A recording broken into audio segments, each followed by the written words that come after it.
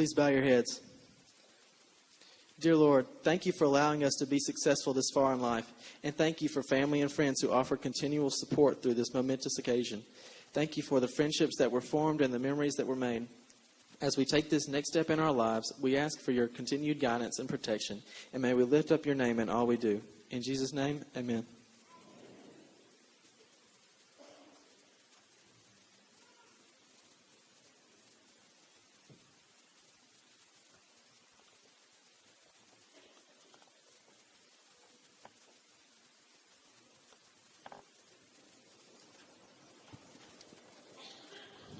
My name is Wade Hegel, and I have the honor of serving as the headmaster of Escambia Academy.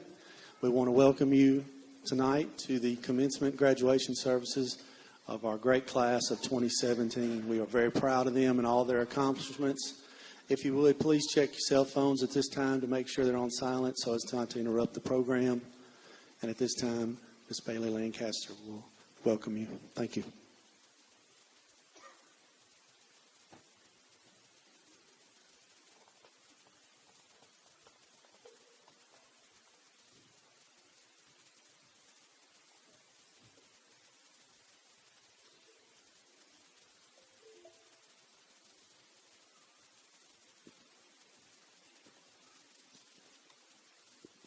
Good evening, and welcome, family, friends, faculty, board of directors, to the graduation exercises for the Escambia Academy class of 2017.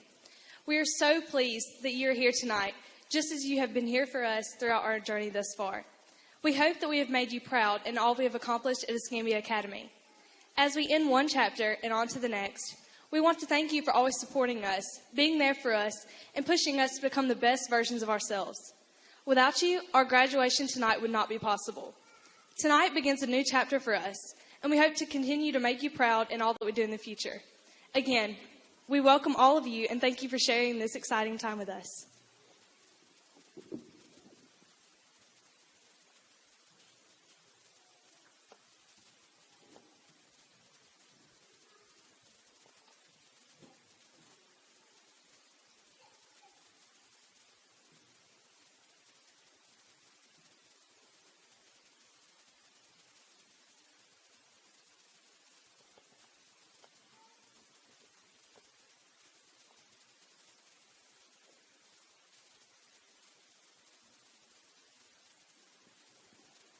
Good afternoon, Mr. Walker, Mr. Hegel, Board of Directors, teachers, families, friends, and fellow classmates.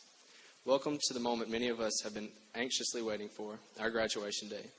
It has been a long and well-earned journey that I have proudly shared with each of you, and it's an honor for me to stand here today as the salutatorian of the 2017 graduating class of Escambia Academy. My journey at EA began 6 years ago. When I first walked into the classroom that day, I knew no one and had no idea what my future had in store for me. These past 6 years have been an incredible journey, and I can honestly say I have enjoyed every minute of it. All the memories that I have made throughout the years will always be precious to me. Over the past few months, our class has grown closer than it has ever been because we came to realize that our time together was almost over, and some of us may never see each other again. A lot of people like to say that they will remain in touch, and they will definitely see each other again someday. But we all know that keeping in touch is not always easy.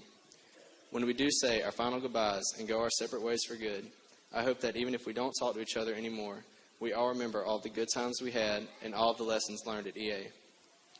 Each laughter-filled moment and friendship made has taught us what we need to move on to our next big challenge in life and has strengthened us as individuals. There have been many, many late nights and early mornings of studying at home and many cram sessions of studying in first period before the actual tests. But somehow we survived, and here we are. Although procrastinating several English papers, study guides, and math problems has not been one of our wisest decisions, I believe the chances for success are now in our favor. We wouldn't be here today without the help of our wonderful teachers and headmasters. They have spent countless hours trying to make us understand what they were trying to say and used many lessons, homework, and class time to imprint the knowledge into our brains. No matter how much we fussed and complained, they pressed on, knowing that one day their effort would pay off. I am thankful they never gave up hope that we would make it to the next level, and I am also thankful for all of their prayers, without which we definitely would not be here today. So again, thank you to all the teachers and headmasters that got us here. And a special thank you to Ms. Sasser. She has been a great mentor and a great teacher. You really go the extra mile in so many ways. You care about all of your students, and as the guidance counselor, you get the job of helping all of us with our college decisions. I can honestly say that our school would not be the same without you, let alone function without you. Your hard work and dedication to our school does not go unnoticed, and I really appreciate all you have done for me and my classmates. The other well-deserved thank you goes to our parents and families. For me personally, I would not be here today if it wasn't for my parents. They have continuously motivated me to do my best and have always believed in me when I didn't believe in myself. This past year, we have been anxiously awaiting graduation, and we have counted down the days thinking we were more than ready to take that next step in life. Now that I am here, I am not so sure that I would not go back and do it all over again. However, I do believe we have the ability to step forward, and I believe that what we lack, the Lord will give us. Jeremiah 29:11 tells us this, "For I know the plans I have for you, declares the Lord, plans to prosper you and not to harm you, plans to give you hope and a future." I hope that my classmates find comfort in that verse like I do, and that we can all trust God's plan for each of our lives, even when it seems unclear. In closing, I would like to say a special thank you to some of my classmates.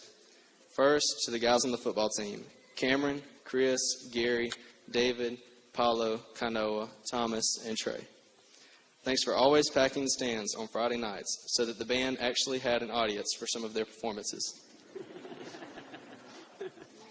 To the cheerleaders, Callie, Bailey, and T. Thanks for giving me something to look at that wasn't a sweaty dude in football pads on Friday nights.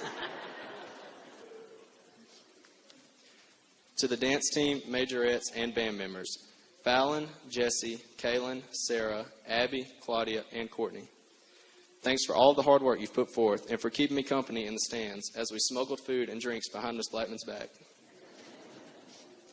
And last but not least, to my lunch table, Trista, Aaliyah, Garrett, Tyler, Ryan, Drew, Carson, David, Bailey, T, Courtney, and Caitlin.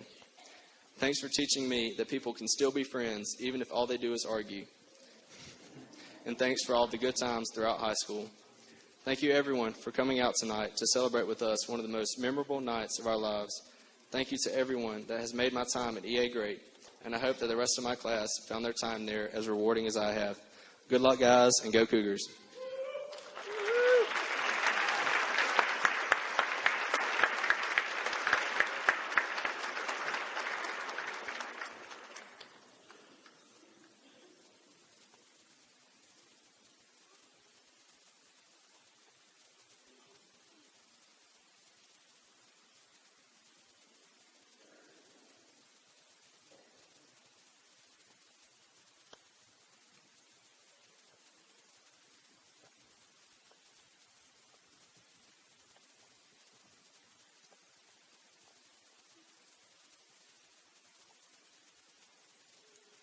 Good evening, Mr. Hegel, Coach Walker, Board of Directors, faculty and staff, family and friends, and fellow graduates.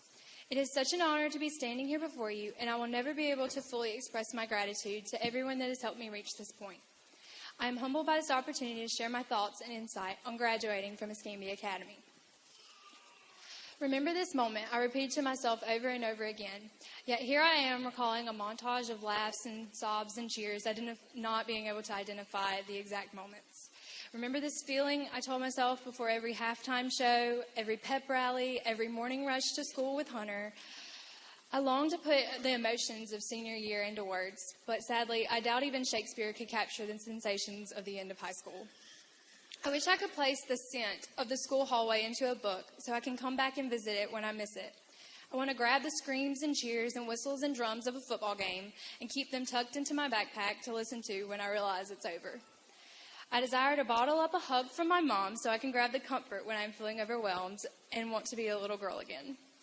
If I had one selfish dream come true, I would want to be able to remember every single laugh of this year. There were a lot of them.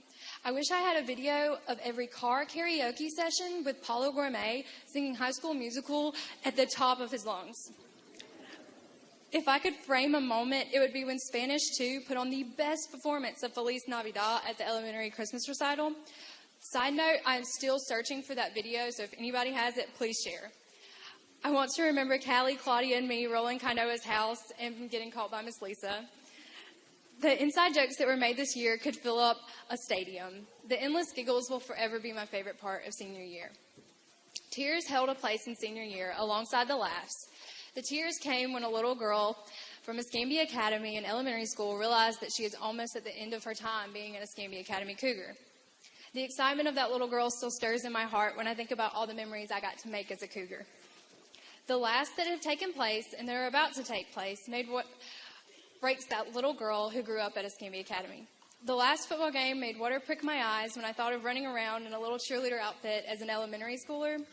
The last homecoming game caused my throat to close as I remembered the younger self looking at the homecoming maids through the fence and wanting to grow up as quickly as possible.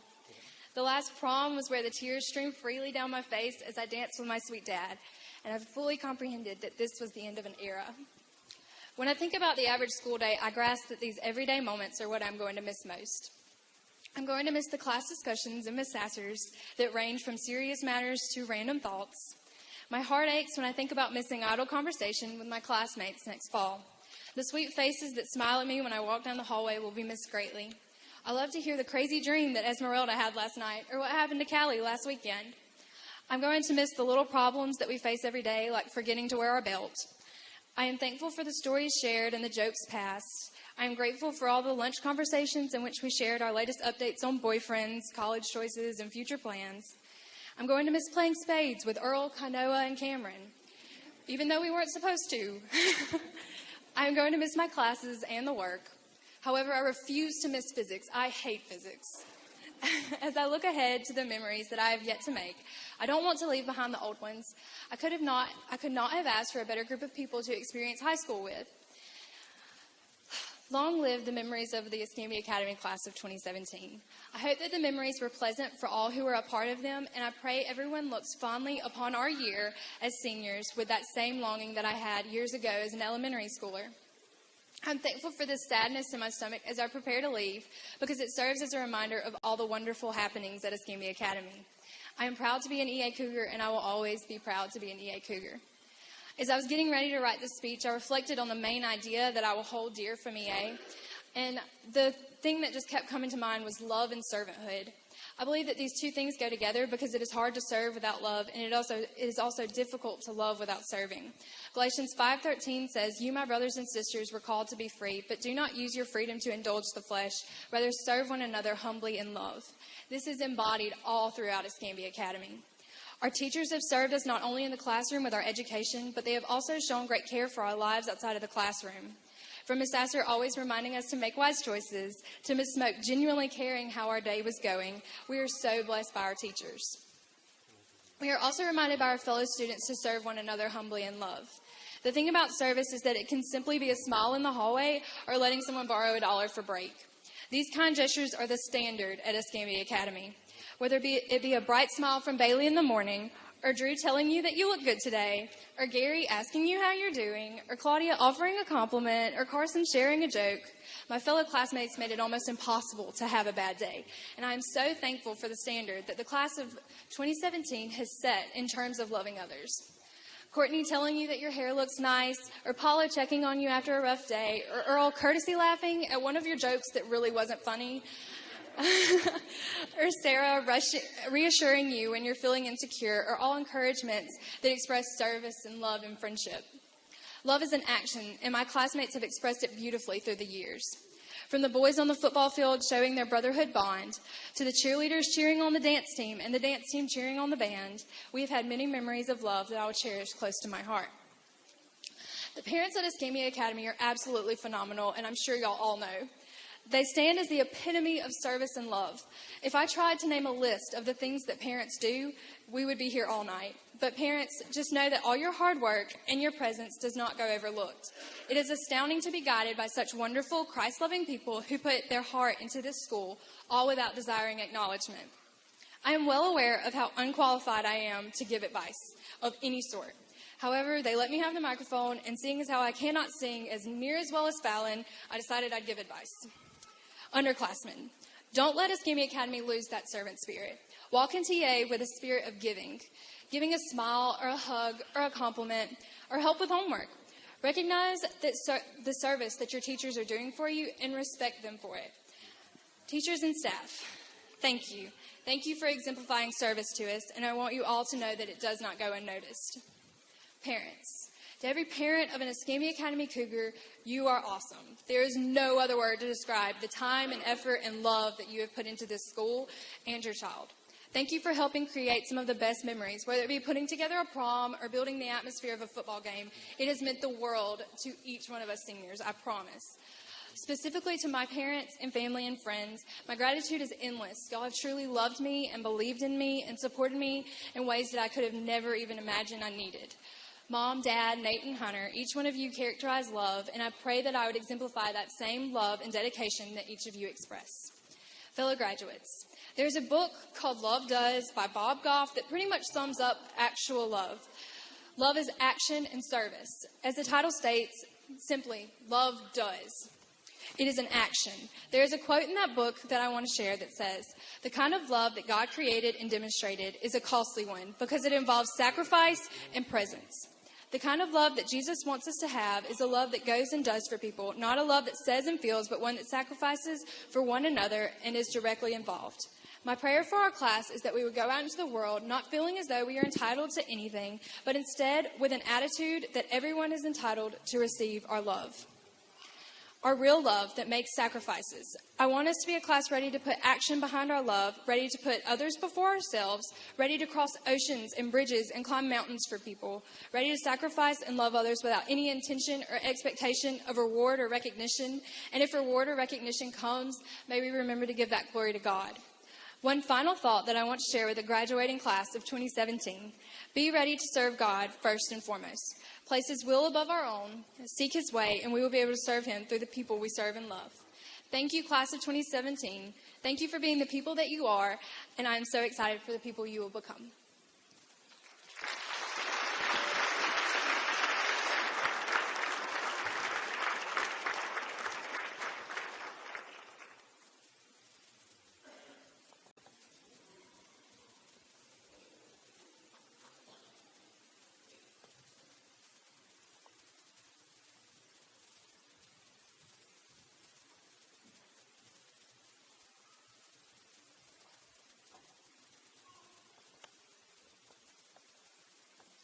Good evening. Tonight we welcome home a former Escambia Academy graduate, Mr. Dwayne Mock.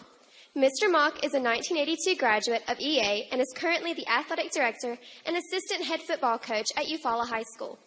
Mr. Mock and his wife Jennifer have two beautiful daughters, Georgia, age 15, and Jada, age 10. Mr. Mock graduated from Auburn University in 1989 with a bachelor's degree in the science of physical education.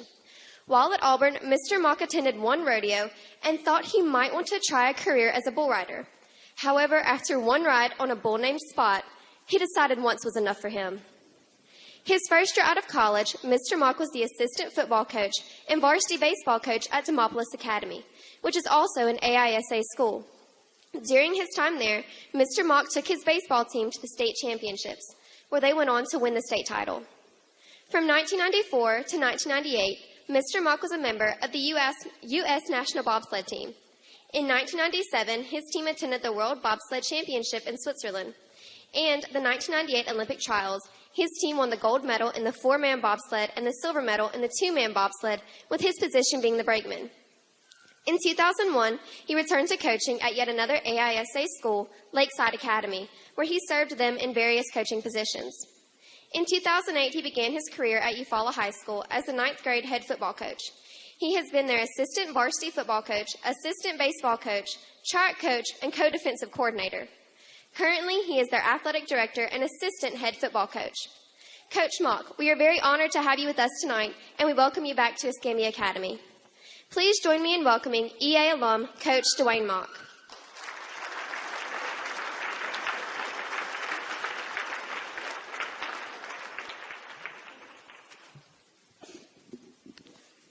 Thank you very much, Ms. McGill. And, it is. We have a public service announcement, and don't be too embarrassed if you stand up and go do this, but somebody's Nissan car is running with the doors locked in the parking lot. I've done it myself, so don't be embarrassed to go turn your car off. I know gas is cheap. All right. Thank you. Listen, it is great to be back home. I don't know if any of y'all have been away from home very much, but coming down 65 on my way home, the gas pedal for some reason gets lower and lower towards the floor. It's just so good to get back and see my folks and be able to come back home and just reminisce about old memories. But to be honest with you, I say right now, I really feel like I'm standing on the Escambia Academy football field, ready to catch the opening kickoff, because I have got butterflies all in my stomach right now. But anyways, I just want to let you know that what an honor and privilege it is to be able to come back to this awesome school and be able to talk to the seniors here and let them know that their career is ahead of them, and the things that I'm going to talk about tonight, you're going to see a lot of that as you go along, and hopefully you can take something from this and help you go in a long way. I'd like to thank the board, Headmaster Mr. Hegel, Coach David Walker. I'm going to talk about him in a minute. He's the main reason that I'm here today. Also, faculty and staff, the selection committee, for Blaine giving me that call. And, he was talking about that bull spot. See, he talked me into getting on that bull. And to be honest with you, they forgot to end the story. When I got on there, Blaine tied me in. And I remember now, I'm not a bull rider. I just went. And so he ties me in and he says, listen, right before I got ready to go, he said, listen, what if we weave that rope through there? You'll be able to hold on a whole lot better. And I said, Blaine, just leave it loose, baby, because I'm coming off as soon as I can. And so anyhow, I get on the bull and he takes off. And about 6 seconds later, I'm up in the air and I look like one of them cartoons from the old time. My feet were moving and I took off and I'm landing on top of the fence and I'm sitting up there and there's an old man sitting beside me and he looks at me and he says, man, that's pretty good with a man with a baseball cap on backwards and a pair of Converse tennis shoes. So that was the last time I rode a bull. But anyways, tonight I just want to talk about 3 things that you will face in your life that will mold you into the person that you will become. Number 1, I want to talk about opportunity. You will have a lot of those come your way. Number 2, about not letting people define you or things define who you are. And 3, listening to loved ones that see things in you that you don't see in yourself. And they always have your best interest in heart. First, opportunity. Remember I told you I was going to talk about Coach Walker. The first opportunity that I had actually in high school, I was going into my junior year, and Coach Walker showed up at my house one day. And he said, can I talk with you and your parents? And I said, yeah, certainly, no problem. He comes in and he sits down, and it's been a long time now. It's been 35 years. So it's hard to remember exactly what he said. But anyways, it was something about, maybe coming out and playing football and baseball at Escambia Academy. And then anything else you want to do, that would be great. So what you don't know is 3 weeks before that, I had a coach tell me that I had a heart of gold. I had probably, coaches say this all the time. I'm a coach. I mean, some guys just got heart. They go after it wide open. But the other coach told me, he said, but you know what? You're just so little. Well, you know what? I look back now, I was. I mean, I was 5'9", 125 pounds going into my junior year. He was right, but the way it was said, it went in wrong. And so you got to think about those things when people talk to you. But anyways, I took that opportunity. I came to Escambia Academy. And from that point forward, my life changed. And what I mean by that is, when I got there, I started playing every sport. I always played football and baseball, but I went out for basketball. Then I also started running track. And, I'm a track coach today, but my first track coach is right over there. And, with that opportunity to be able to come to that school. And the other thing that was really good when I took that opportunity was that when it come to, listen now, remember now, I'm not a public speaker. I'm just an old coach up here now. Okay. Whenever he came to the house and he told me that, and I went out there, the other thing that was important was grades. I'll be honest with you. And my dad and all them's here tonight. I never thought about college. All I cared about was football and baseball. That's it. That's all I cared about. And when I left home, when I went back to when I'd leave the school and go home, I'd go down the street and we'd have some kind of ball game going on. That's all I cared about. I didn't think about school. But when I came to Escambia Academy and I was sitting in the classroom with some of these students, they were talking about ACT scores and colleges and what they were going to do. And I was like, man, I'm going to have to get on the train. I mean, I'm going to have to do something. I mean, I'm behind here. And I really didn't know what to do. And so thanks to Coach Walker, being here today is a big part of what you did, and I appreciate what you did because it helped me get to where I am today. Next thing I want to talk about is letting people define you. You're going to have this happen all the time. You're going to have people tell you things that they think that you are or something that you're not, and you can't let that happen. You got to let that over the top of your head and make sure you know who you are. And the story I have for that is when I went to junior college, when I left Escambia Academy, I had a two-year scholarship in baseball. So when I left there, I went to Patrick Henry Junior College. I think it's had 10 names since then, but anyhow, that's where I played. I played 2 years there, and when I got there, I decided I wanted to be a coach because I love sports so much. And so when I got there, I went to my advisor. She said, what do you want to do? And I said, I think I want to be a coach. I want to be a PE teacher. She said, well, good, we'll sign you up. So she signed me up for my classes. So I go to my first class. I won't never forget it. It was just like yesterday. I walked in, and it was Coaching 101. I walked in, and there's probably 10 of us sitting in there, 10 or 15. I don't remember. We were sitting in there and got ready for class to start. The teacher walked in, and I recognized who it was. It was the basketball coach. And he walked in, and he said, what are y'all doing here? And so we were, we started looking at our papers, making sure we was in the right class, those kind of things. And so I got to looking, and then eventually he looked at us again. He said, why are y'all here? What are you doing here? And so finally one brave guy in the back, I wasn't going to say anything. Some brave guy in the back said, well, we're here for the class. And he said, oh, you want to be a coach? And we were like, yeah, that's why we're here. We want to be a coach. And he said, let me tell you a little something. He said, y'all like money? Of course, we were all, yeah, we love money. He said, you like cars, big houses, things like that? Oh, yeah, sure do. And so anyways, he said, well, good. He said, let me explain a little something to you. When you get out in coaching, you're going to work 7 days a week. You're going to work 15 hours a day. And the money that you're going to get paid is not even going to be enough. You're going to actually be paying the school to work, is what it's going to be. So I'm sitting in the back going, man, I may be in the wrong profession here.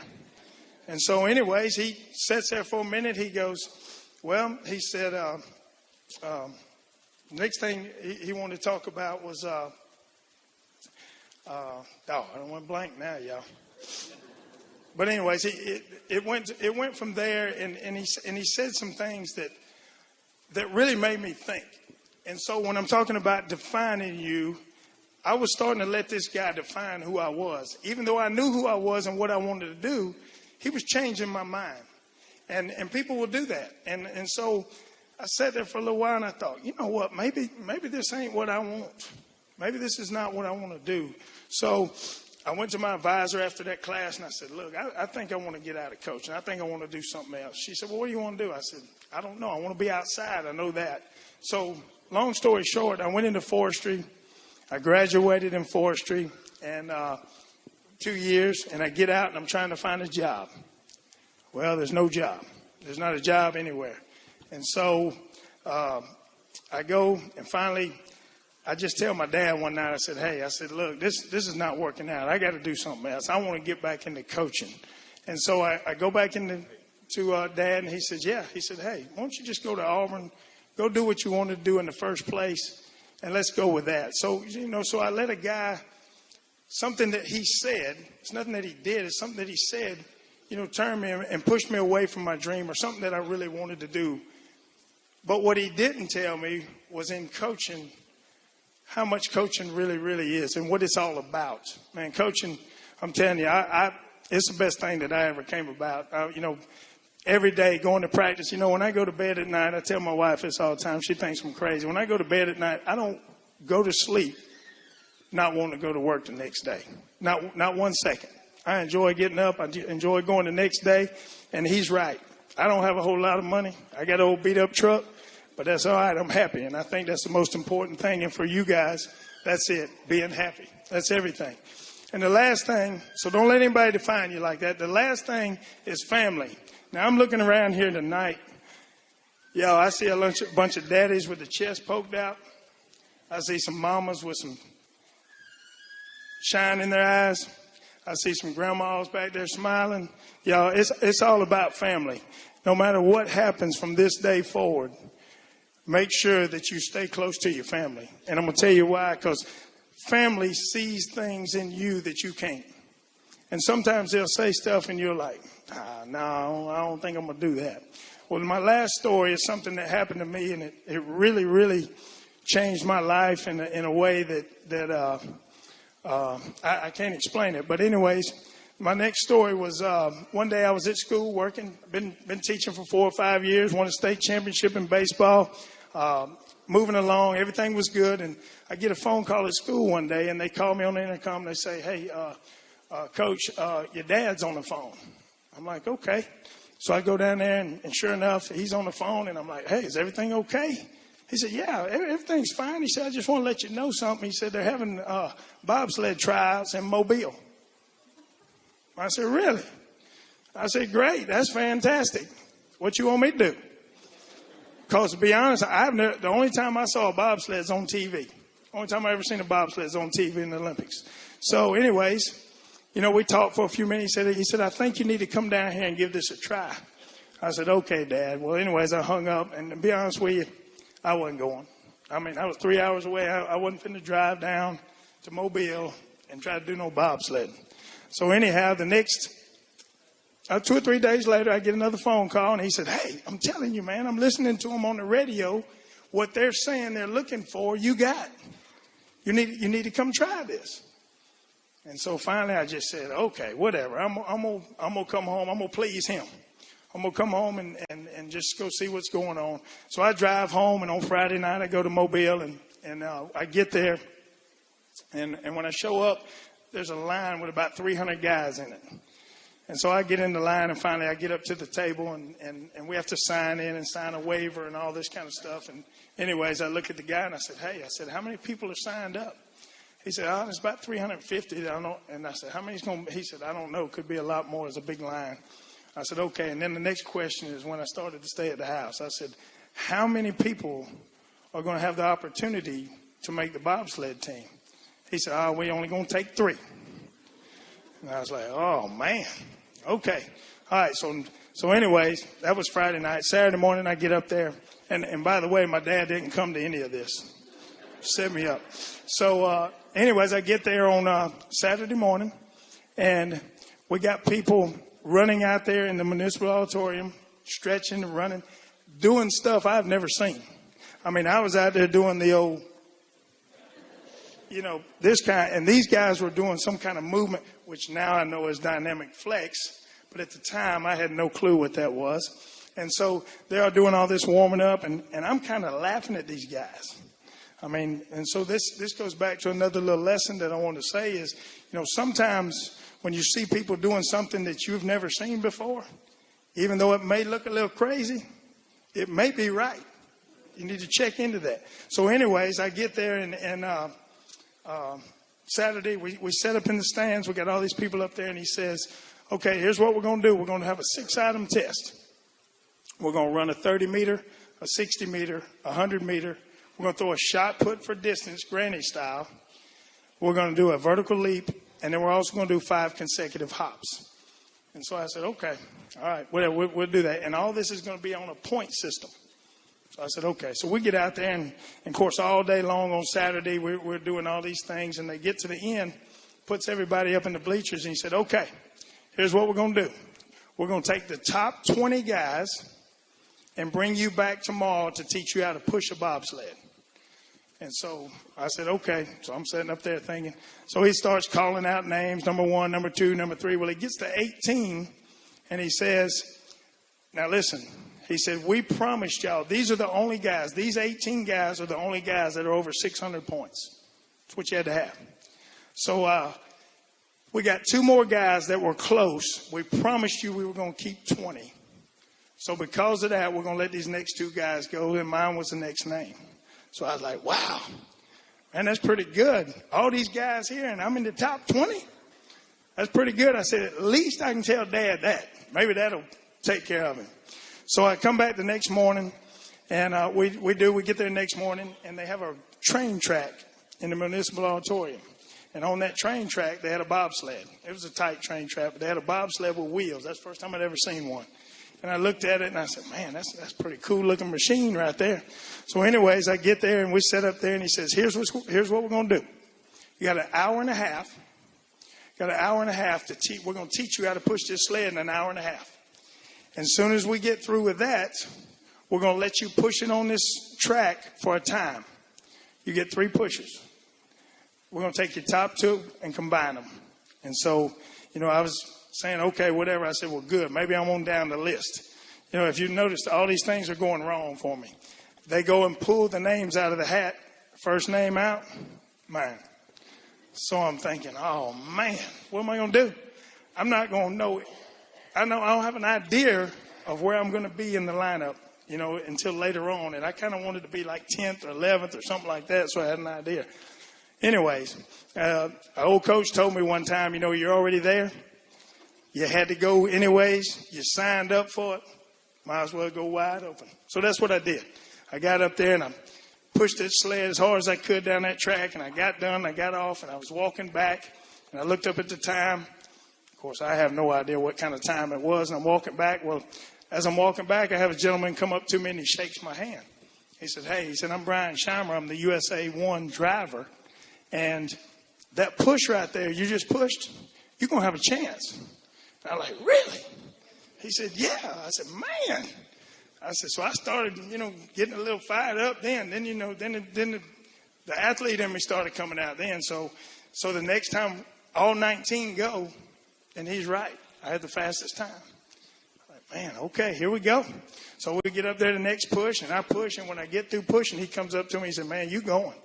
He said, you're going to get a chance to go. Now, remember I'm teaching school. I got a job. So I ain't thought about that. It goes back to, it was an opportunity. My family had some confidence in me, so I tried it.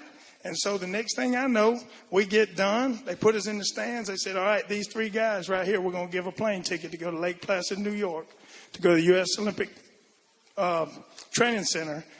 And you will have the opportunity to try to take one of the top 13 spots to be on the team.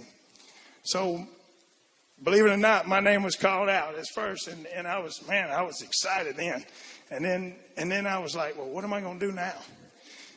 But I had just won Teacher of the year before. Don't know how I did that, but I did. And so I think that had a bearing on them letting me go and give me a leave of absence. And so the next thing I know, I'm on my way to Lake Placid, New York. They have a big push-off up there. And I end up making the team and end up traveling all over Europe for 4 years, 94 through 98. And but one thing that I wanted to say about that is whenever I got there, when I knew I made it, as a kid, and I know these guys, and I know they've thought this before, or at least most people that are athletes before. When I was young, I wanted to be a pro football player. Well, I found out by somebody that I was too little. Okay. Next thing I want to do is I want to be a professional baseball player. Well, after 2 years in junior college, didn't work out. I was pretty good, but I didn't go anywhere after that. Well, then a family member that had some confidence in what he knew of me gave me the opportunity to take this route, which I'd never seen before, and it happened. It happened. So when I knew I'd arrived, I got back home and I made the team, and of course I ain't been in the sled yet now. Okay, y'all, and I'm going to tell you about that real quick, and then I'll be done and let y'all get out of here. What happened then was I get an envelope at the house, and I open it up, and it's a medical card.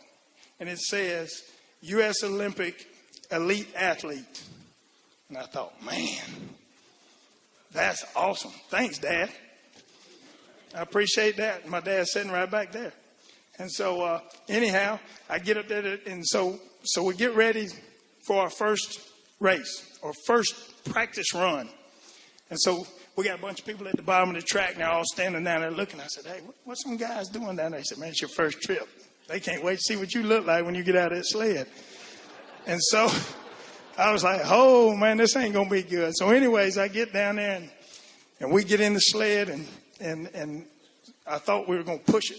And they said, no, you don't want to push it to start off with. And so we all sat in there. It's all four of us, and we're all new guys except for the driver. I'm glad he wasn't new. That wouldn't have been good. But the driver was actually Brian, and he's driving, and the three of us get in there, and they kind of ease us off. But what they didn't tell us before I left is you could get up to 102, 103 miles an hour on this track. But we didn't push, so we only went 97. And so anyways, we get in the sled, and that thing takes off. And has anybody bobsledded before? There's no seat in there. There's no seat belts. There's no anything. You just jump in a barrel. It's kind of like practicing for that bull on that barrel y'all had in that yard. And so I got on that sled, and as we got in the sled and it went down, when I got to the bottom, I thought, what in the world am I doing in this? It was unbelievable. It was the worst roller coaster ride you could ever imagine. It was unbelievable. But you know what? I got through that, and to this day, I think back to my dad, to the school, and to the people that trusted in me, and to get me where I am today. But you know what? I'm no different than any one of y'all.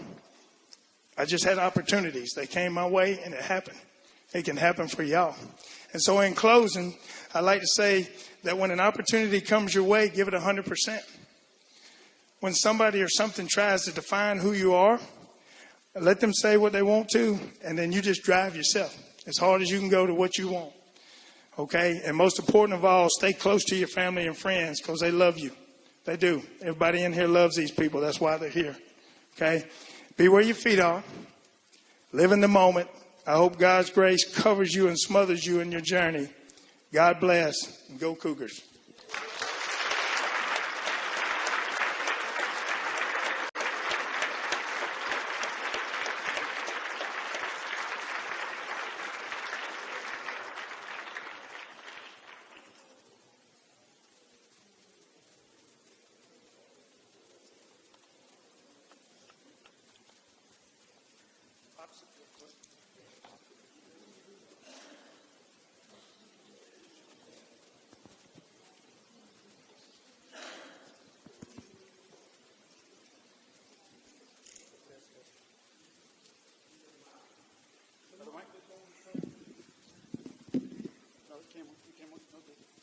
Test. Okay. From bobsleds to bull riding. I'll tell you, it's a hard act to follow. I'm glad I only have to read names. That's all I get to do. But I'm going to enter some dangerous territory here with Bobby. And I'm sorry, Bobby. And I think once you hear the message, I'm going off script. Some of you were at the class night, Friday night for the seniors. And this is a phenomenal group. They're all phenomenal. But they broke our scholarship offering records. Our record in the past has been 1.7 million scholarships offerings. This group, standing before you, and my hat's off to them, $3.42 million in scholarship offerings. Yeah. We're very proud.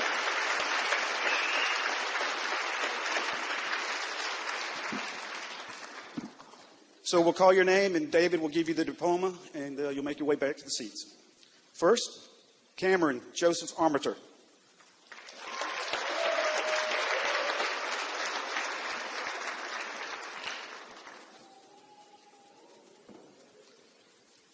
Carson Leah Barnett.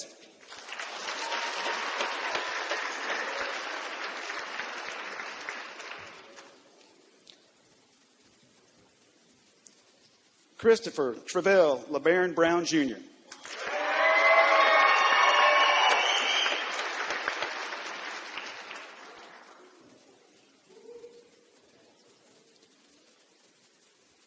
Callie Carissa Bird.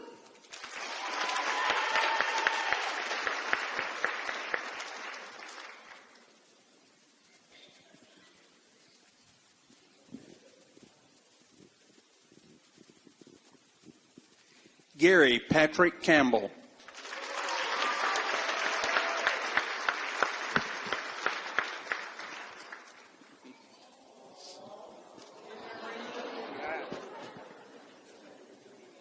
You only get one last opportunity to embarrass your senior. The birthday girl, Fallon Avery Chastain, 18 today.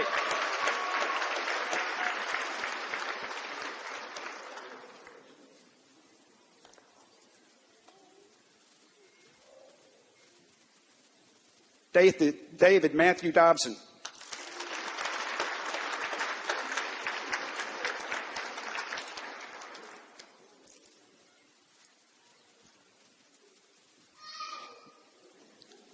We got some vocal little cougars. Send them in about 5 years, all right? Garrett Russell Emmons.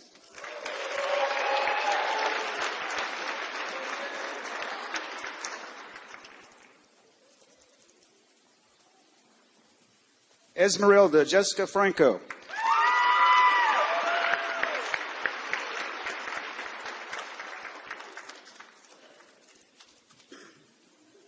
Christopher Elijah Godwin.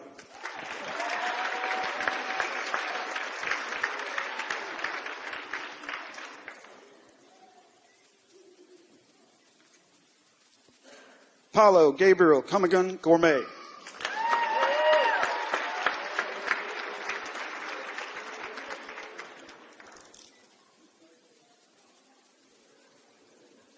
Kanoa Aaron Gumapak.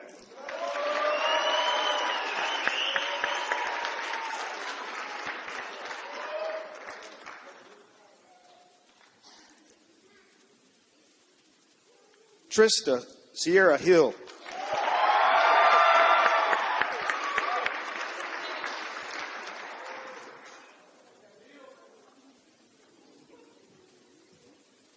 Kaylin Maria Johnson.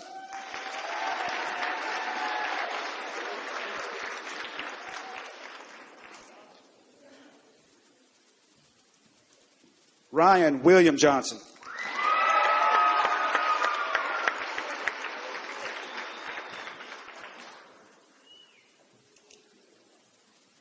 Thomas Earl Knight, Jr.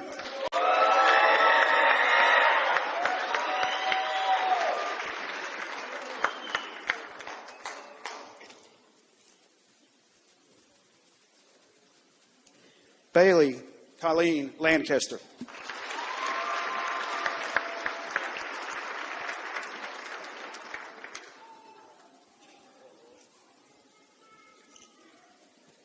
Jamontre Javakian Lee.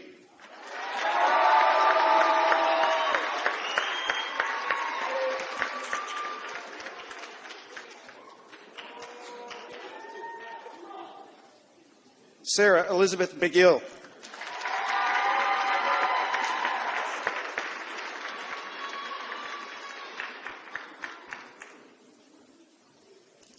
William Andrew Parker.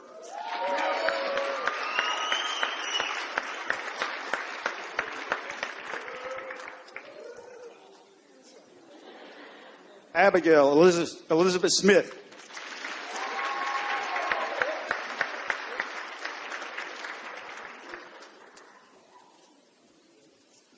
Aaliyah Marie Snow.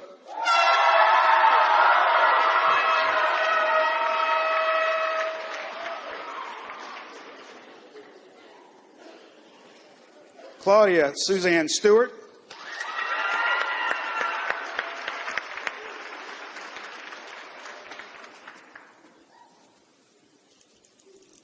Tyler Wimberly Sutton.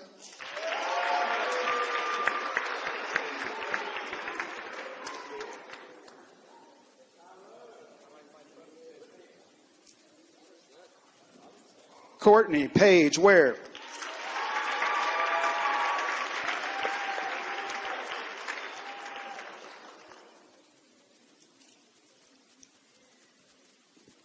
And last but not least, Tanithia Shawnice Wheeler.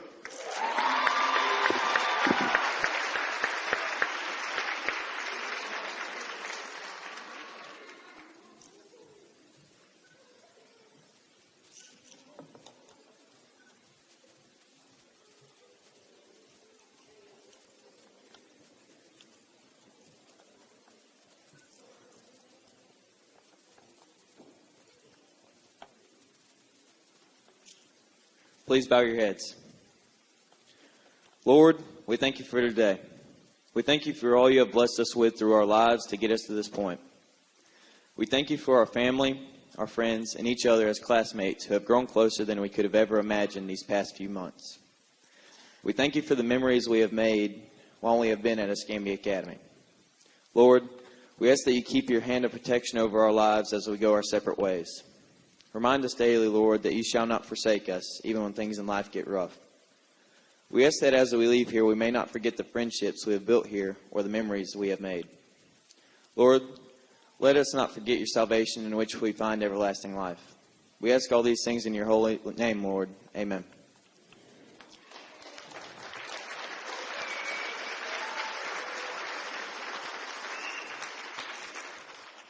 At this time, I would like to ask you to remain standing until we return to the stage to throw our caps.